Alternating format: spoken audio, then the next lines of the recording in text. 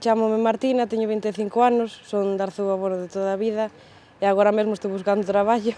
Eu estudiei en Santiago, pero en Ferrol, atopara un traballo que ao final non puido ser, e ali, claro, toda a xente fala en castellano. Eu entraba nunha tenda, falaba en galego, respondíame en español, e o mellor sin querer logo xa cambiaba o español. No momento non me daba conta, logo dicía, Martina, non fagas eso, non fales en castellano. Pois supoño que mentalizándote moito e darte conta de que ao final cambias de idioma e dicir, pois non, eu sigo co galego, porque é xente que obviamente entende o galego, non estamos en outro sitio.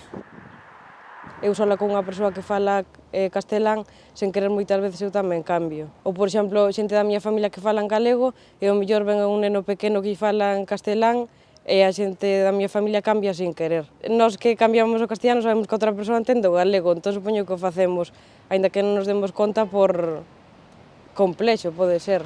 Eu en Alemania traballei en unha asociación de persoas de Latinoamérica e había moita xente do Brasil e coñecía ali a moita xente do Brasil, entón falaba bastante a menudo en galego.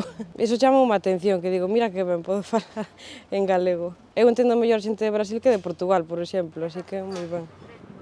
Pois, por exemplo, que cando, aquí na Galiza vive xente de outros países, sempre tendemos a falarlle en español, cando hai xente que xa leva moitos anos e entende perfectamente o galego, igual que o castellano.